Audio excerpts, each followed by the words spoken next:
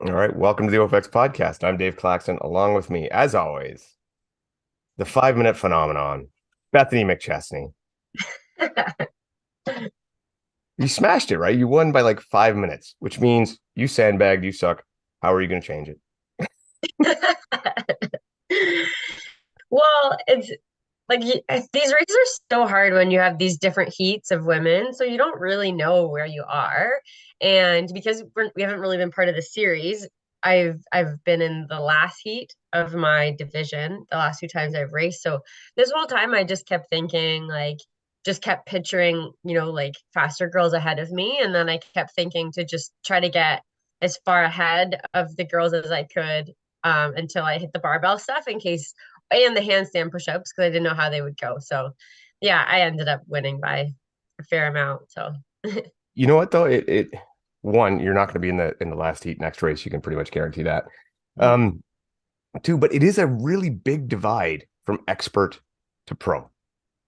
Like it's oh yeah, monstrous. Like it's a. yeah. By the way, we're talking about RX1. We went to RX1 this weekend. Maybe we should backtrack a little bit. We went to RX1 this weekend. We had a little team OFX there. We did awesome. We got like lots and lots of bling here, all sorts Lots of of gold in there. podiums. I think what we had 10 people going. We got 7 podiums. That's awesome. So, I mean, it was pretty good. It was oh now they're on the floor, but that's fine. Um, yeah, so it was good, and we all kind of were in different divisions, so it was good. But yeah, the jump from expert to pro is monstrous. Like Yeah.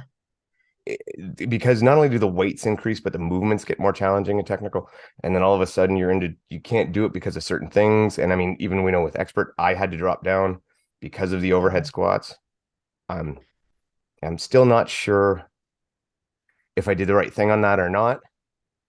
I've yet to come to that conclusion. I don't know. I'll probably mull it over forever. And like Yeah. I won as well, but not by near the margin. I only won by 12 seconds Yeah. because like I would say this was definitely a runner's favorite course. Yeah, so I was thinking, okay, maybe this was really favored towards that, but it was still on the shorter side of the amount of running that we'll ever do. Yeah, it wasn't a long run because I mean we were at 3.5K pretty much, something like that. And then I mean if you but then Yeah. you still in the shuttle run the sled. I mean let's just call it 3.5K. Yeah. And yeah, that's not a lot, but at the same time, it wasn't a lot of heavy lifting either, right? Yeah. Like Yeah, the barbell was it wasn't super significant, like only 20 reps at the very end. yeah, and even me who is not great with the barbell, I mean I was able to smash through it, right? Like it was Yeah. and again, I dropped down, so strength wise, I had plenty of power, but it, it's still, I mean, and with Jeff, I mean, he dominated because Hmm. of his running, right? Like it just, I think it was just a little more runner's course than some of the other ones we've seen. Not as much bogged down, and I think just because some of the weights might be a touch longer. I mean, on those lunges, the weights were pretty light on the lunge press, which I like as a move. I think it's a great move. Yeah, yeah. And it's easy to judge too. The sled though was pretty heavy. So like again, as a runner, and that was kind of in the middle of like the run, row, shuttle run, and before the next run. That sled was like very much like the pro high rocks sled pull. Like I could only move it a little bit at a time. I couldn't hand over hand, and you weren't allowed to move your feet, which is different than high rocks. So again, like if you were just a pure runner, I don't even think you could have done that. Yeah, yeah, that's true. Like I was able to hand over hand it, but I didn't because it didn't seem as efficient and it didn't seem like the time to really try to make a strong move. And in fact, in my division, one guy did try to make a strong move there. He went from fourth to second and he paid for it. Like, yeah, I was third going in and third coming out of there and just, again, ran him down on a relaxed effort really quickly because he had blown himself up too hard on that sled. And a lot of people did the same on the rower, which came right after the first run. Yeah, Yeah, so I mean, yeah, you were a kilometer and a half of run, kind of what I would call a groomed trail run, very very very pristine, not non-technical trail running, yeah, yeah, and then into a 2,000 meter row, and I deliberately sat in the back row so I could see what everybody else was doing. And maybe that's kind of cheesy, but I wanted to kind of watch paces. And I saw some guys going really way too hard, and I could tell by their body language and by their times on their screens. And I just sat back and relaxed, and they Mhm. paid for it. A lot of them paid for it very bad. So, yeah, how was it with the women with the row? Yeah, so I was checking other girls' screens beside me. And everyone was kind of around the same. I didn't feel like anyone smashed it. Like I went into the row first with about a 30-second lead and I left with about a 30-second lead. So I kind of felt like the women in my group all had the same idea. Now I don't know if that pace is smashing it to anybody, but like we weren't, no one seemed to be going crazy on it.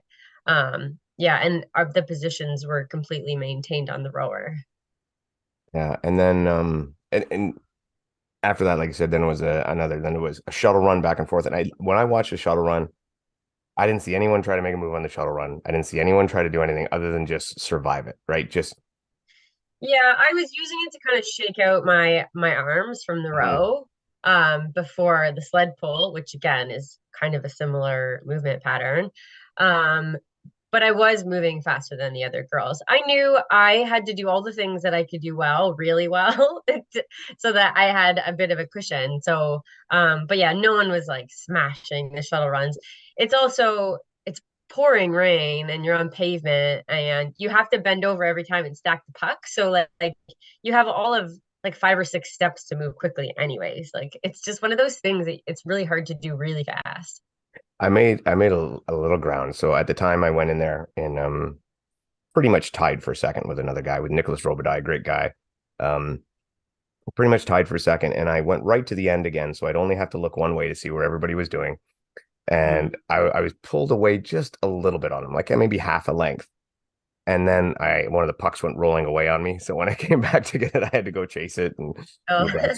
So I lost a little bit I gained. But Mhm. yeah, from that's what I say, from this what I've seen, everybody was going fairly similar pace. Yeah. And it didn't really like move, but it did tire you. It did tire you out. And again, I think if you tried too hard, you could have blown up there. But Yeah.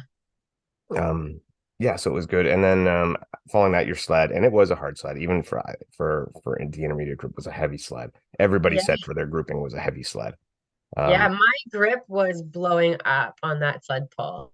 yeah. And so same thing, I was just thinking ahead and like, there was a lot of pull-ups coming and even the barbell challenges your grip. So I was like, oh, just like don't go too crazy here. Like there's a lot more race after that. So but yeah, and it was soaking wet. So and I had grippy gloves on, which I think helped me a little bit with that too.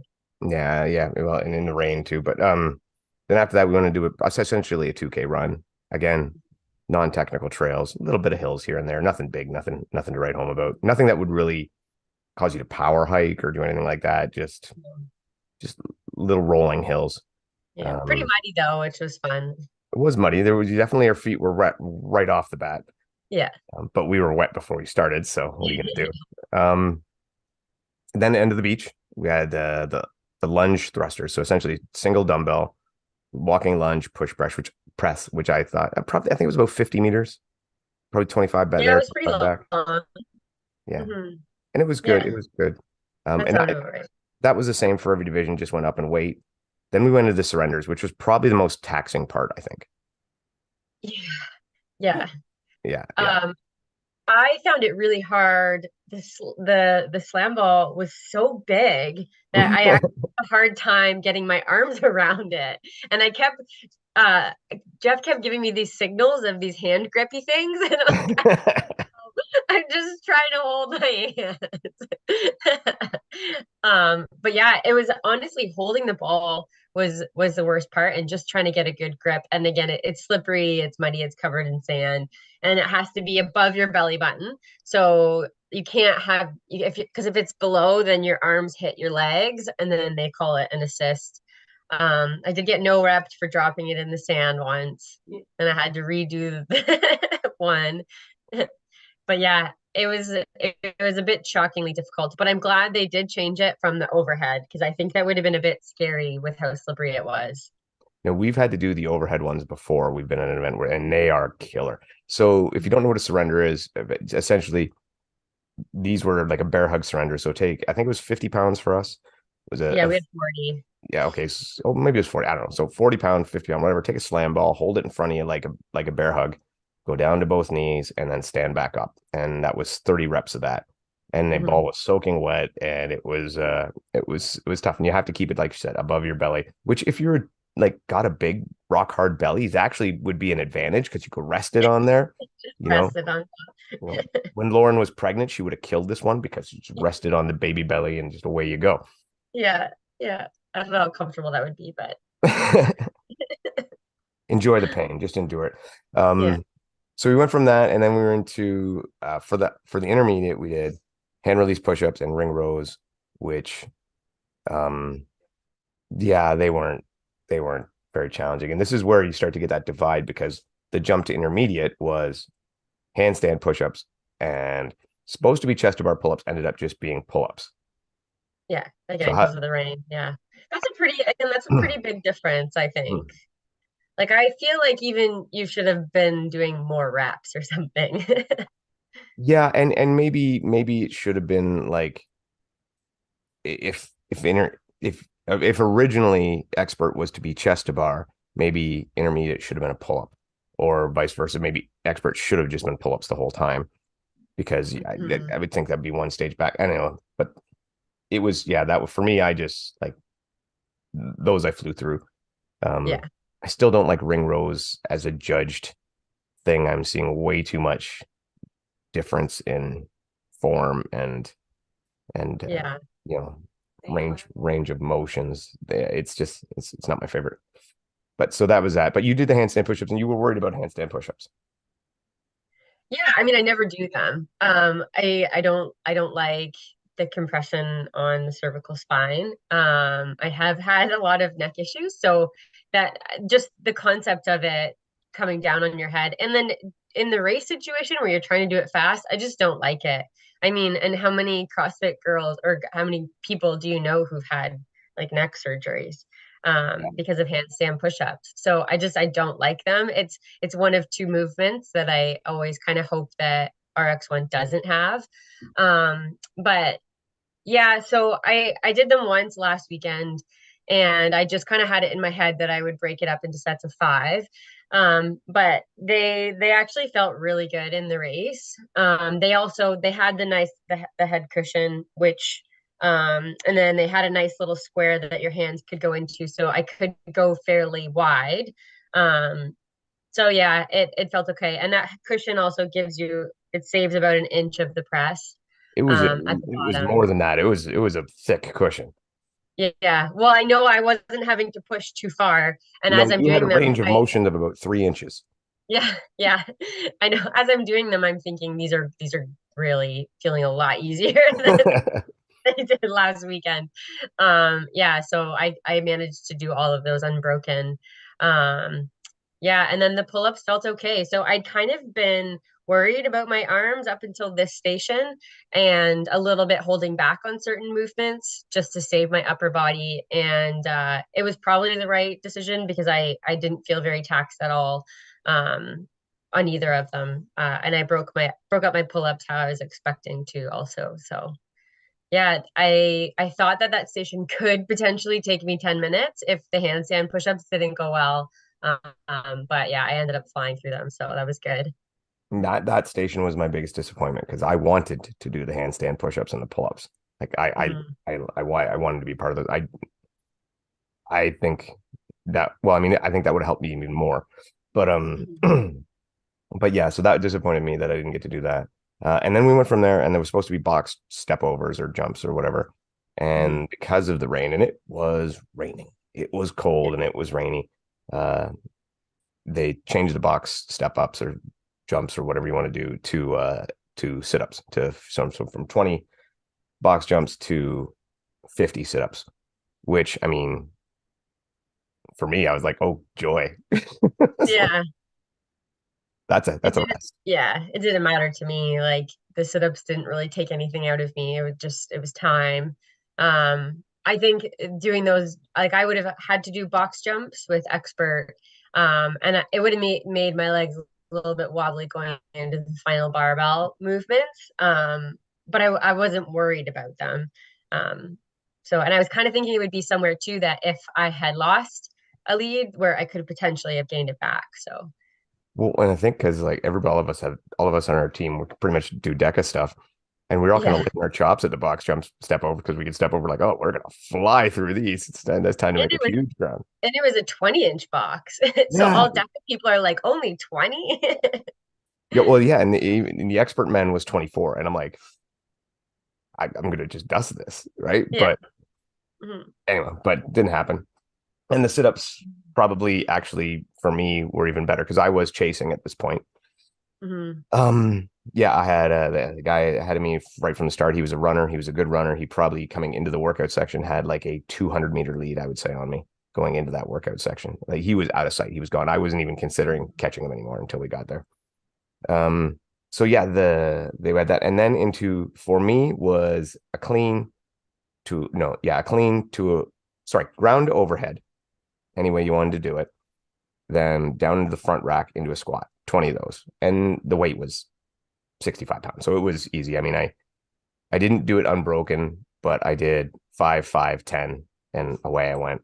And I didn't even realize, but it ended up I passed the guy there, and that would I ended up 2 reps ahead when I passed him. So and it was just a little short sprint to the finish line. So that was great for me. But you had what I didn't want to do.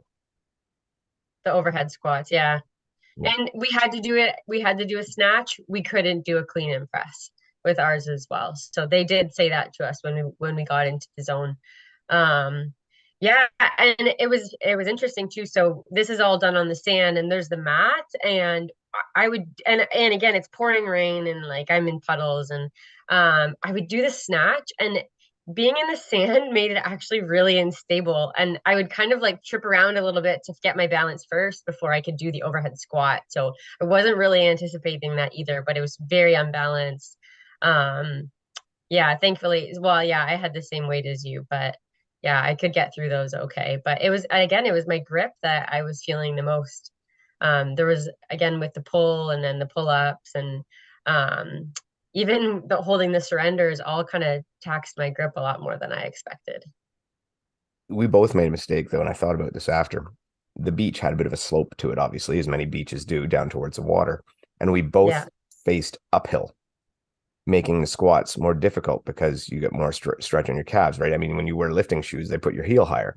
If we had turned around the other way, our heel would have been more elevated, making the squats even easier. I wonder if this is why my calves hurt so bad today. Well, I mean, yeah, I didn't think about it till after. And I was like, and he even asked me, he goes, which way do you want to face? And I said, oh, I'll face this way because I was actually looking for support, for cheer, cheer, Yeah. cheer, right? Yeah. Yeah. And I got it. It just wasn't you. Relax. Mm. Riley is still sad because she couldn't be there at my finish. But yeah, I thought about it after, and I'm like, I should have been turning around the other way. One, to see the guy I was chasing, Yeah. and two, to make it an easier thing. And I mean, it all worked out, but it was just little things that should have Yeah. clicked into before. That I think if it was a nicer day, I would have done more watching beforehand and noticed that. But because it was rainy, we kind of hid more and stayed away and stayed under our tent. Which thank you, John, for bringing. Save was a lifesaver. Uh-huh. Yeah, I just kind of, well, I just, my judge, because I ran between the stations and she pointed, like I didn't really think about it at all. She just pointed, this is where you're going. Yeah, yeah. Yeah. So it was, I don't know. All in all, it was a good race. It was another good arch one, but it does like, I mean, there's, I don't know. There's definitely things I don't like about it. In that jump from even from intermediate to expert and expert to pro, the expert to pro jump is so big. Like, for example, instead of the surrenders, they had kettlebell pistol squats, right? Yeah, That's a yeah. big jump. That's a big Like difference. surrenders are not easy when you're holding that much weight as it But, is. but they're grueling and really anyone can do it, right? Like it's not Yeah. it's not a skilled movement. And but a kettlebell pistol squat, that's a skilled movement. right? That requires a lot of balance and a lot of Yeah. range of motion. So there was that. And then instead of your handstand push-ups, they didn't have the ab mat, so they were greater range of motion. That's not a big jump. But Oh, instead of pull-ups, they had muscle ups. Again, big that's jump. significant. Yeah. Yeah. Hmm. And then through the rest, their weights were just so much substantially higher for the snatch and overhead squats. And Yeah. yeah, so I yeah, they didn't have to snatch though. They could because we were They were watching at the racing. end, Oh, and this guy and this girl were both they were doing a clean, and then they were doing like a push press onto their back, onto their shoulders, and then widening their hands really wide, and then getting just above their head and doing their squat from there. oh, interesting. And they were allowed to drop the weight because of the weight of it. They didn't have to set it down. So but I'm Oh, like, I might try that move sometime and see if that alleviates some of my concern. uh-huh. Yes, it's slow. It was not fast, but it was Yeah. if I had tried that before and was comfortable with it, I probably wouldn't have dropped down. Yeah. I don't know. To me, it's just I would have to start focusing so much on those movements. And again, RX1 isn't my A races, like they're fun. And I just think the to move up to pro from expert, I just don't think it's realistically gonna happen for me. So hopefully they don't ask me to move up because I won't be able to. Yeah, I don't think so. I've never heard them ask someone to move up for something like that, ask them to go up to pro.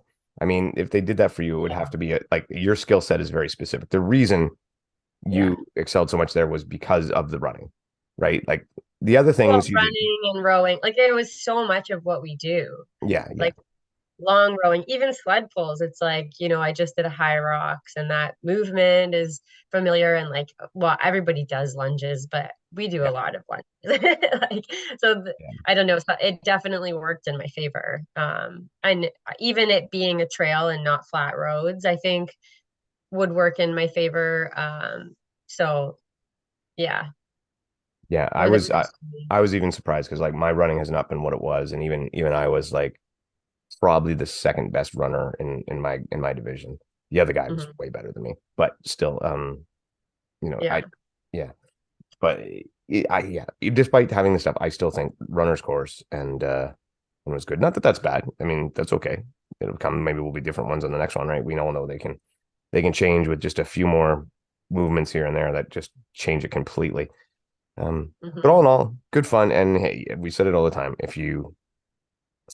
If you want to try an RX1, it sounds interesting, just sign up and go. There's a division for everybody, no matter what your age, skill level, Hmm. and it's a lot of fun. And some people, I don't mind the predictability of High Rocks and Deca. I kind of like it that I Yeah. need to train for this. This is what I need to do. This is what I need to be prepared for. But RX1, you do get a lot more surprise. You get that week of kind of course map release that a lot of people like.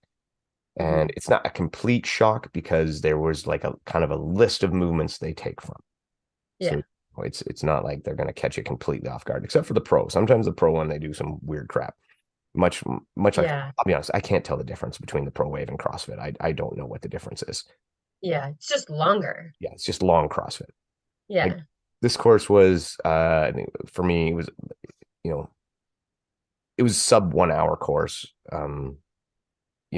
It was kind of a shorter one by RX1 standards Hmm. because yeah, this I was 47 minutes and some of the other ones I've been an hour and 15. So I mean that's like another 30 minutes longer, right? So Yeah.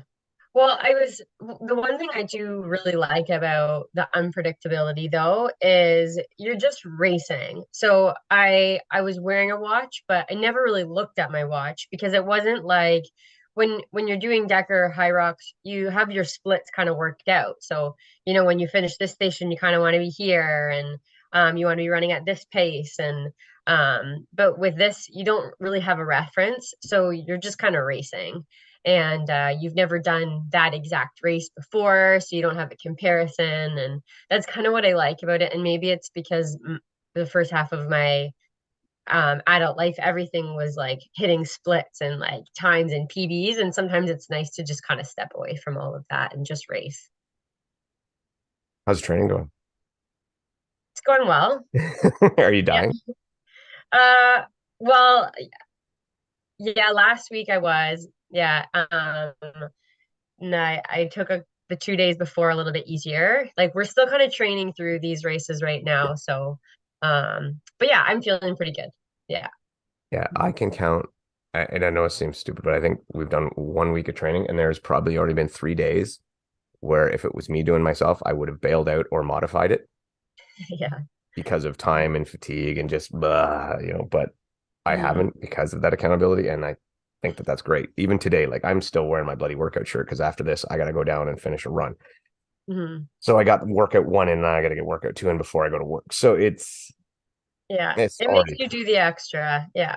it already pays dividends. And I mean, so normally Sunday, and this one is a little bit different. Normally Sunday after a race, I would do jack, especially after 6 hours or 5, 6 hours of driving. I would do jack. Yeah. And Hmm. instead, I did do my workout and I made up for the essentially 50 cal bike time trial that I had not done earlier in the week because I ran out of time for that. I think that was supposed to be Friday or whatever. But so I made up for that, and I was like, "Oh my god, I don't normally do this. Normally, it would be like as Dylan Scott said, a pancake day where I would just lie on Yeah. the couch and eat pancakes or flat as a pancake or whatever." Yeah. But it was good, and I was happy with my time trial. I was not bad. It was not too shabby. Hmm. So now I've got my benchmarks done except for my ski, and we'll see where we go. Hmm. No, Yeah. and I think of all the time trials I did, that 50 cal bike was probably, even though by far the shortest, just burned everything. My lungs, my quads, everything burned. Hmm. Hmm. But Yeah. That's a lot. yeah, it was. So anyway, it's been fun. So we'll get to our guest, and it's a very Canadian centric episode. We are going to be talking with Marco Bedard. Marco Bedard used to be a really big name on the Spartan scene as well as Battle Frog. He was like one of the original Battle Frog pros, and just top notch guy. Then he went on to work with a race company called Northman Race, and they went away amongst some controversy, but now they're back, and I think things have very much changed. So we're going to chat with Marco, and he's going to tell you all about it, tell you what happened, what's going to happen, and I'm just happy to see another Canadian OCR back in the scene, and another option. So here we go, Yeah. Marco Bedard. All right. We have Marco Bedard here. So thanks for coming on. So Marco, some of us might not necessarily know that much about you. It's my understanding you were an Olympian in the biathlon and then moved into the OCR scene and really held your own there and were part of the Bone Frog pro team. So how did you go from Olympic level biathlon to OCR? Um, Long story short, my brother had done the first, I think, Spartan race in Montreal back in 2010 or 29. And he said you should do that. I was still doing biathlon at full time with my girlfriend, and we figured why not. So we signed up for their first beast.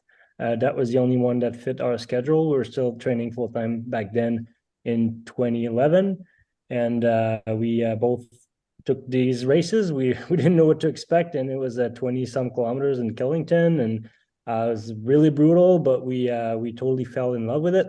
Even though we were skiers in the summer, we didn't like both of us didn't like to run very much, but this really appealed to me and Claude very well. So we that's how we kind of got into OCR. And after that, we kept training for biathlon for a few years, hoping to make the Sochi Olympic team, which we did not. Which in a way was a good thing because it kind of stopped our choice for OCR or biathlon. And at that time, we had done a few of them, and there was a few companies interested, including Spartan, to send us overseas. So figured why not? That's going to be fun. So we did a few of those, and then Battle Frog came in 2015, I think, or 2016, and they put a team together. They invited us on their team, so we tried those races, and we liked it even more. It was even more brutal than we thought. So after a while, then we started organizing the races and here we are. Now we're organizing these races now. So back then, right, you went, like you said, you went to Battle Frog, you did all that, you worked with Spartan, and then Northman came about.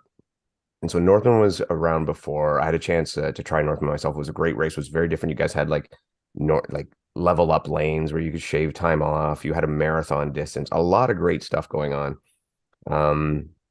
And even what the part of Northman actually is one of part of my stories I tell all the time about how I ended up at Shale Hill because I was supposed to go for a Northman Strong event, which sadly didn't happen, and had to transition on that one. But so what happened? Because things seemed to be going very well.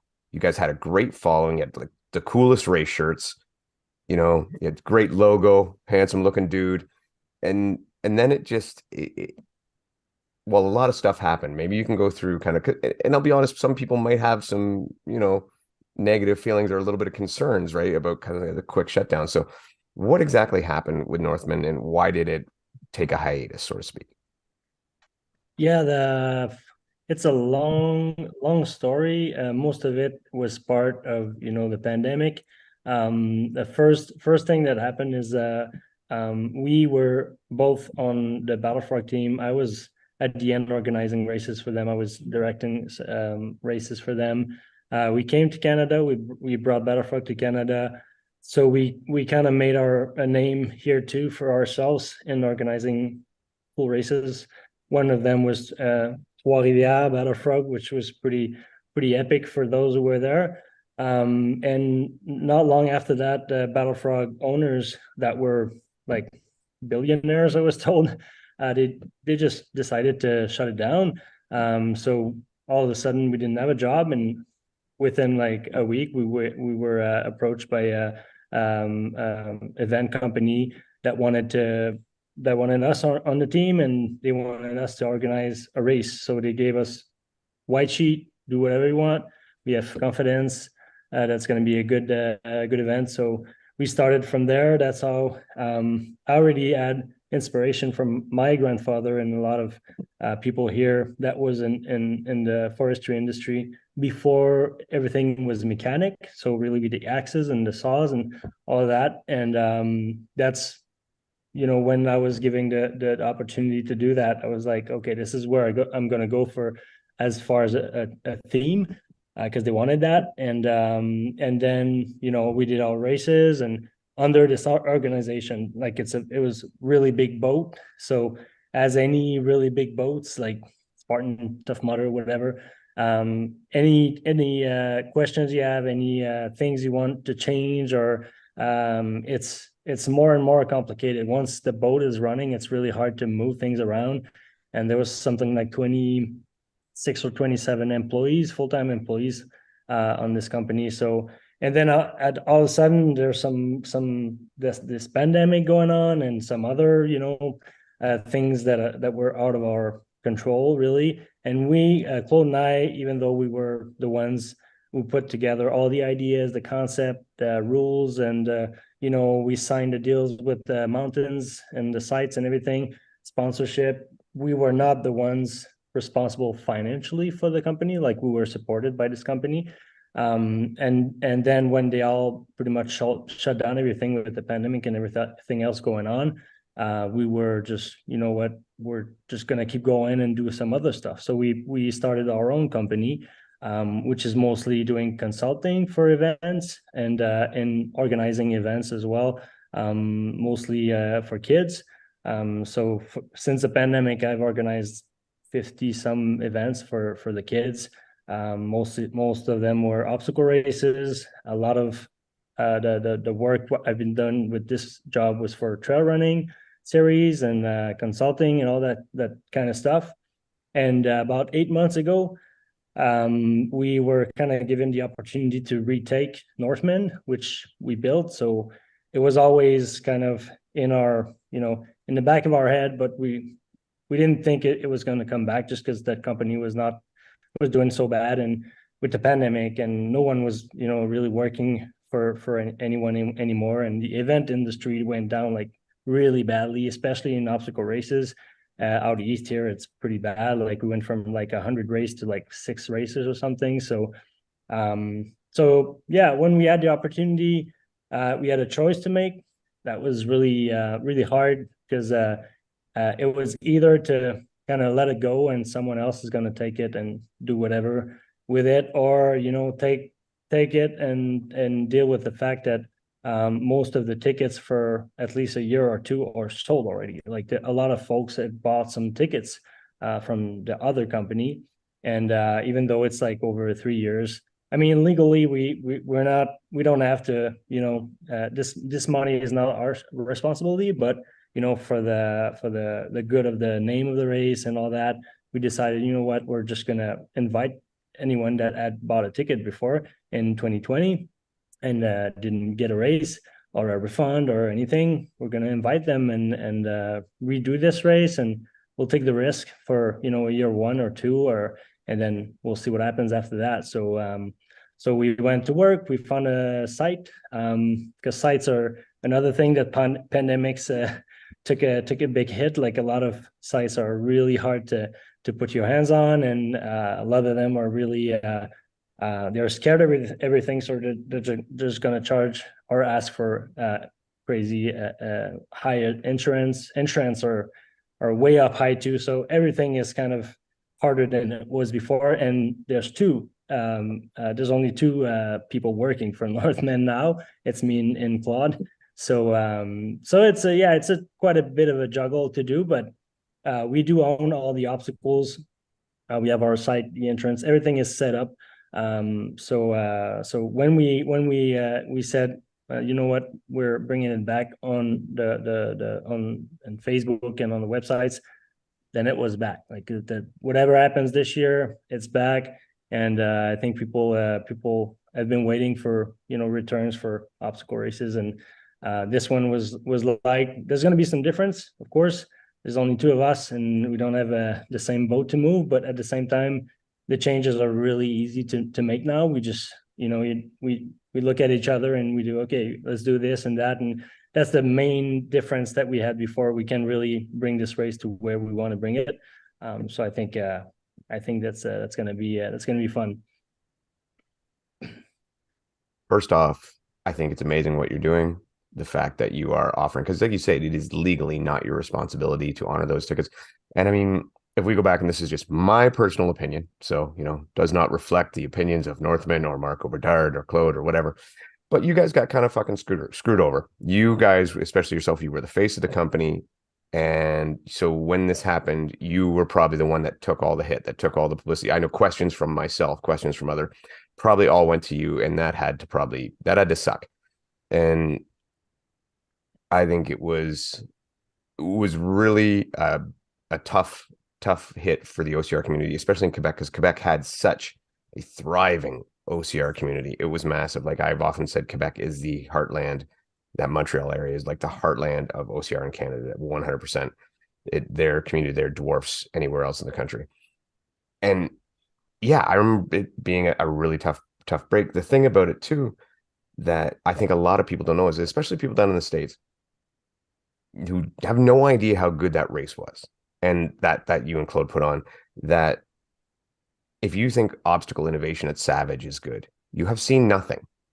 I mean, the obstacles you guys come up with, they're not just little bitty rehashes of something else. They're completely different. You guys came up with Lagaff that we see everywhere. The last one I went to, you had the circular plywood with the pucks, and you had to rotate the wheel like it looked like a circus wheel. Just things you did, the Northman up lanes where you could take a harder lane and then get time taken off your overall time because you did a more difficult obstacles. It made obstacles matter. Even Herc-hoist, I remember dipping a bucket in the water, carrying it up the hill, then hooking it to the Herc-hoist, hoisting it up, and then having to carry that bucket back down. It was real true obstacle innovation, and that's what was missed. And again, yeah, like I said, I just think it was a crime that you guys got caught kind of holding it. And I'm really glad that the name is where it belongs, that the product itself is where it belongs. And I mean, you guys really ran the show. It was just a fact of they were the financial backers.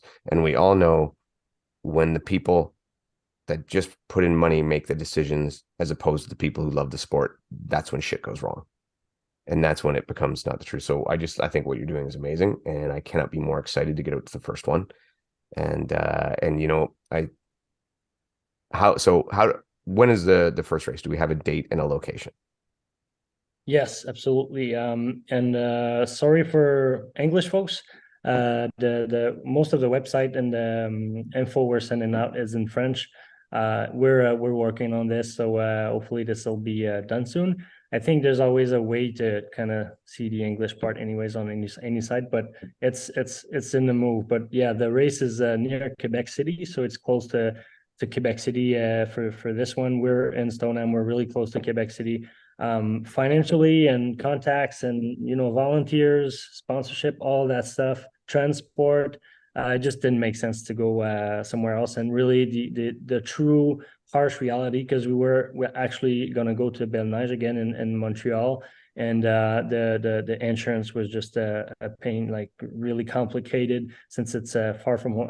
There's too many things going on, so and we were about to actually let it go, and we found that that spot that's a new it's I don't know English, le centre récréo-touristique. It's like a tourist sporty tourist place that they just put up in December. There was a really well-known trail there, La Montagne des Deux Têtes, which I did a few years ago, and it's got extremely beautiful point of views. It's really in a beautiful forest in the mountains, so it's not a ski hill like we were used to, which I hated. Like I liked what I did with the races, but it was hard, like to operate a race in a mountain, and lots of people didn't like it. I mean, going up and down the mountain. So this was it's going to be hilly, like it's in mountains, but it's not going to be as hilly as it was. It's going to be more technical, on the trail part. But I think it's the site itself is the best site I've seen for this kind of race, and it was what we needed, I think, to bring it back really, so that people can really enjoy a Northman like it's supposed to be. And then for the dates, it was really complicated. Like I said, we're doing a lot of races. We're organizing a lot of things right now, and the only weekend that was possible for us is July 22nd. So that was the only date we could have, and it was available for them. It's complicated here because it's I don't know for you guys, but it's construction. C'est les vacances de la construction, donc a lot of people are in a vacation. But Quebec is a lot of people go on vacation in Quebec, so I'm sure we're gonna have a lot of people happy about this, because they can bring a vacation and do a race with us. It's pretty close to. It's like 20 some minutes from city center, so it's closer to Mont Saint Anne was even. So yeah, July 22nd. We're doing some changes, some things that worked, something didn't work. And with all the obstacle we have, I think we have a lot of things we can do that people will really appreciate. And we're also bringing a little bit of something new. We have kids now. We have two little boys, and we always thought it was important, but it was complicated. Battlefrog had it. I liked it. A lot of races here have it, like kids races and stuff. And we had it for 12 or 13 and over, for parents and their kids. And we decided to bring it to 6. So it was from 6 years old to 13 years old. They can race with their parents at 3K with tons of obstacles. So I think that was something that I think was important to bring, especially now that we're parents. So that's something new that's going to be add to most of what people were actually already used to. So yeah, for big new stuff, that's site and yeah, the name a bit. For you guys, not so much, but for French people, I think a lot of people didn't know what to do with it. The English part, the big company loved it, but a lot of people here, they like to see stuff in French. I never liked that they made a race around myself, which is not the case, but around the persona or whatever. So I think this is fun to add as the Le Nordais, which we're going to call it in French, is like the wind we have here. I don't know if you guys have it, the northeast east wind that always comes for a few days. It brings like a fresh wind and colder winds. So I think it made sense for us to bring a little bit of a new wind into this organization. So yeah. So how's the layout going to be for the race? So I mean, you have a couple of different distances for the main races, and then is there penalties? Is it mandatory completion? Yeah, those are good questions because we had to, like I said, make some big changes. I don't think most people will see those changes, but the main change that we can see for those who, like you who have done it before, is we had a 8 kilometer for timed 8 kilometers. So for the ones who want the ranking, and we had a 6 kilometer for open waves. Now we do everything 7 kilometers, and that's mainly with the site that we have. We kind of had to, and at the same time, I think why not same number of obstacles, a little shorter for some people, a little longer for others. Not a big difference. A lot of the races, anyways, are pretty far from what they announce. But it's going to be 7 kilometers. There's going to be timed again. So what people used to that wants to get timed and have a ranking, all that will stay there as a 7 kilometers, 30-ish kilometer obstacles, and a lot of new stuff, a lot of what else? The time contre la montre, how do you say? One by one. You guys were starting off the gate like we're used to in biathlon and cross country skiing and mountain biking, and lots of races are like this, and we always liked it. And there's something in the operation that's simpler that way too. It creates less traffic on the course. It brings less people to the event. We're gonna sell out like quickly doing that, but at the same time it gets us more meat to not get people stuck on obstacles and stuff like that. We can bring more obstacles with less lane as well. So for us it's a little simpler, and there's just going to be more stuff for the racers. So this is going to go that way. Then the marathon works as well. We just limit it to 26 people. But that's 6 times the 7K loop.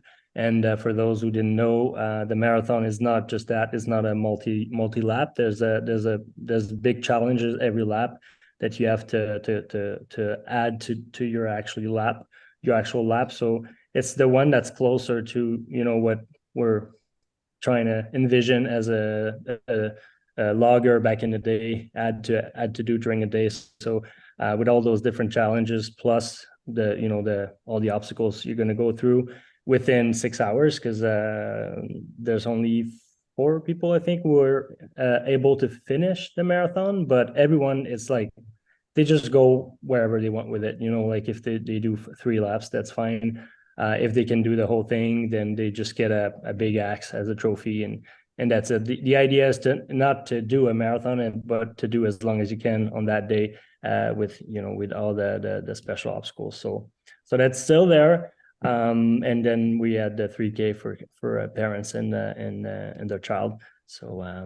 So yeah, the layout is about there's not huge differences as a runner for the participants, but mostly for us there's quite some big changes we're making for us. And go ahead, Beth. So I'm assuming then you're saying the obstacles are mandatory completion. I didn't answer that yet. No. So what we're doing for this time, that's a really good point. I'm talking a lot, and you guys have to stop me. I'm sorry about that. The thing we had to do for this one is because we used to have different lanes on obstacles, and instead of doing mandatory, if someone could do a hard lane, they would get a bracelet, and the bracelet they could exchange for a credit in their time. And that was really complicated to do. It seems simple, but the timing companies, they didn't like it. The company that was trying to run it, like with us, they always screwed it up. So at the end, people were waiting hours to get the results. So after 7 events, we decided, you know what, it's fun, but let's get rid of it. We got to make something simpler, and that's a big thing. So what's going to happen is if you get to an obstacle and you can't do it, then your bracelet that you already have will get punched. And every time you get a punch, before you finish the race, there's going to be a pretty big penalty you're going to have to hit. So once you get to the finish, there's going to be a marshal there that's going to send you again into a penalty. We won't say right now what it is, but it's going to suck. So you will want to do the obstacles. It's not burpees, I'm telling you right now, but it's still going to take some time and some energy. So we think that's going to create something fun as well at the end. It's kind of like what we're used to in biathlon. If we miss a target, we do a loop. But with the loggers in mind and the bûcheron, there's gonna be things around that for sure. So someone can still attempt the obstacle as many times as they like, and then when they choose that they can't do it, then they take the. That's gonna be most you're gonna have to try it, give it a try, and if you fall, you're gonna have to keep going. Just because really, we don't want any weight on the obstacles. Like we don't want people to get there and spend 10 minutes there and then create a lineup and then everybody's get a bad experience because they had to wait at an obstacle. So normally I would say yes, that would be the perfect way to do it for me. But we just can't do 30 obstacle with 10 lanes. And even when we do that, like OCR World Champs and stuff, there can still be lineups. So I gotta admit, like Spartan for burpees, you miss burpees, that's it. There's no lineup because of that. That's a good thing about it. I'm more a mandatory obstacle person, but there won't be any Dave, there's nothing really extremely hard either. Like it's not a sufferfest. Like it's more fun obstacle race with amazing trails. We like to say it like that, so that it won't scare Mr. Everybody, and competitive people, they love it, but there's not much things that's gonna really stop them from being able. Anyone that's really good at obstacles won't have a problem. Maybe at an axe throw, that's something that's harder, but it's kind of I guess, or some practice before, and then for the rest it's mostly agility, strength based. So yeah. That axe throw was the only one I missed last time. Very annoying. So, yeah, gotta work on this one. So just and when you talk about the starting systems, because just to clarify, so and maybe I'm pretty sure I remember right, but it was like we sent like one person like every 30 seconds or something like that. Yeah, no, it's set up that I have space for one every 15 seconds. So Every 15 seconds, yeah. So the way it works is when you get on the website, you sign up for a wave that is a 30-minute slot where we're gonna, when you arrive to the race site, you're just gonna get a colored bracelet. That's your wave is from 10 to 10:30. So you need to show up between that time and line up to get your start going. And on the start, we're gonna just take whoever starts, and that's how we keep the race going, and that we don't get any lineup anywhere, we hope anyways. So really it's a one by one. For the open, we're going to make it a little bit different. It's still going to be little by little that we're going to shoot people off, but at the end it's about 4 people per minute are going to go, so one every 20 15 20 seconds. And yeah, so and the waves are there's not a lot of people fitting in every wave, so we just want to bring it back, and we know that most people that are going to come, they're coming with their old tickets, right? So we want to bring them a good time and bring them the race back for them. I'm not gonna lie, it's going to be probably different next year when we have 80% or 100% of people coming in that we actually have money from.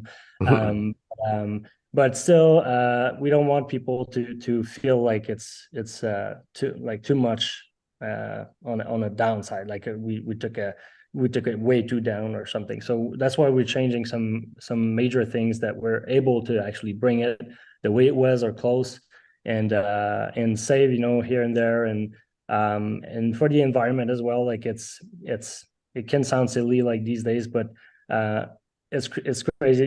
You mentioned the t-shirts. Like t-shirts were cool, but when the operation behind it, just the graphic guy sending the graphics to China, and then we get the t-shirts, and then there's thousands of t-shirts that are just sleeping. We thought it was like, yes, it shouldn't be like that. Events shouldn't go and do it like that. So you know what, we decided this year, we have so much stuff like from the different years, and there's probably 5 people who've done every 7 events anyways. So we figured, you know what, people can choose the t-shirt they want from previous editions. Like you said, they were really good looking.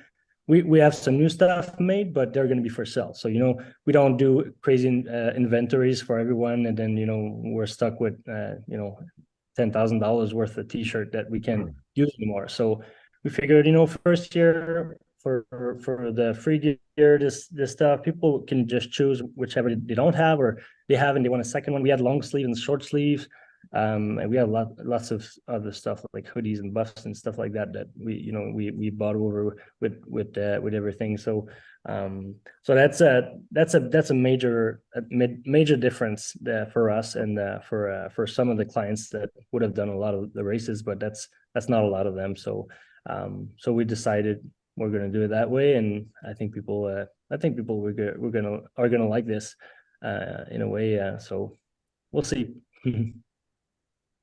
Yeah, I think people will like it a lot, and I actually kind of like the idea of the older stuff because I mean it's kind of nostalgic for me. I would mind getting my hands on something from previous races and stuff. Yeah, I wanted to say for the marathon, totally not for me, but I will say that I would put it up there with, like, I mean, all those people who go out and like they seek out those crazy, or the OCR challenges, like you're doing Spartan Ultras, you're doing the Indian Mud Run Chiefs Challenge, the Bone Frog Trident, all that stuff that is like that endurance bucket list thing. The Northman Marathon is way harder. Like it's epic. It's elite. Like, I mean, like you say, people can do it and anyone can jump in and do a thing, but to actually complete it is a massive challenge, and is something that if you are an endurance OCR person and you want challenges and you want a bucket list item and you want to put on another feather in your cap, that's one to go for, because it's unreal. It's definitely a great challenge, and I think it's something that we need. We need that stamp, that thing that says, like, that pure accomplishment. It's not about how fast you did it. It's the fact that you actually pulled it off. And, I think it's great to have one of those as our own little Canadian stamp. That should be a bucket list trip for people. And anybody listening, if you want a bucket list, Quebec City is absolutely gorgeous. And if you want a bucket list vacation, a racecation, this is something to look at, because you're going to get a beautiful place. You're going to get a great race. And if you want to tackle that marathon, you're going to get an amazing feather in your cap if you can pull it off. Or an axe. Or an axe. Do you get an axe? Is that what you get for that, an axe for completion of it? Yeah, a very big axe. Yeah. There you go. That'd be worth it. All right. Marco, I'm excited, and I'm so glad you guys are back. I really, really was disappointed when you guys went away, and now I think Northman is just going to be so much better now that it is under the, how do we put it, proper supervision. It's where it belongs. Perfect. That's fun to hear, and yeah, we're excited to bring this one back as our own, and we're doing mostly contracts and organizing race for others, and this one is really ours, so it's gonna be fun for sure. All right, Beth. So Marco, would we ever see you or Claude back on a start line as racers? It's a that's a tough one. I mean, we every once in a while I'll get in the race. We still get invited a lot for fun races, and um, Flo just had her like we have two boys now, so that's another thing. She had a bad injury with Battle Frog. That's what kind of stopped her at the time. But like I'm not gonna answer for her, but for me, I for sure I want to. With the kids, that was harder, and I didn't feel the need to. And we stopped training the day we stopped biathlon. Really, like OCR was always fun for us. Like it was never anything too serious. We always had a lot of fun with it. We had lots of great opportunity. Um, I would love it. I mean, I'm definitely doing a race next winter, I think. Am I going? I don't know, like a trail marathon, but with all the race we organize too, it's there's a race in Quebec, another race like Quebec Mega Trail, which is a huge trail running race. And I'm in charge of all the course there, and it's 180 some kilometers total. So this keeps me, on my toes, and I don't feel the need to race anymore, but I would definitely like it. I just need to find one that's interesting me and at a time that's where we don't have anything else to do, which the winter would be a good time. You need to figure out races in the winter that are somewhere else for obstacles. Yeah. Well, just keep it in the back of your mind because I mean I was ready for it before, but that Northman Strong idea, still a great idea. Hybrid stuff Yeah. going crazy right now really would catch on. Yeah, I know. I mean, yeah, this one was complicated. I was not in charge of much for this one. But that's definitely something that we would love to add more as a in a a 2 day would be fun. We thought about it this year because we're kind of stuck with the new site where it's or like we like it, we love it. But if there's a demand, I mean, if we can have enough people this year, and I mean, it's going great so far. But there's things like that. We had a bunch of plans for this year for the 2020 year. There was a 400 meters.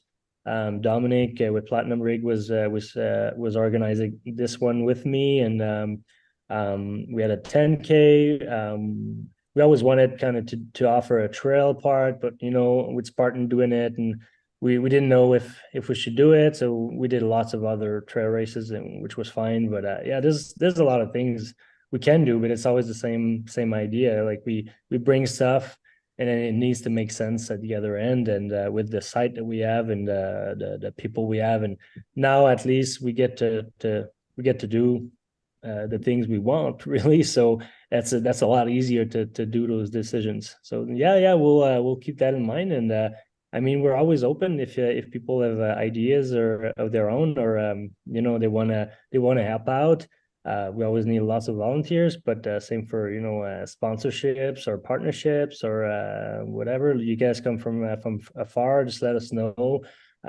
We decided not to make deals this year, but we do. It's just us two deciding. So when someone is really bringing something to the table, that's a different story. So yeah, shoot your ideas, and we we could make it happen for sure.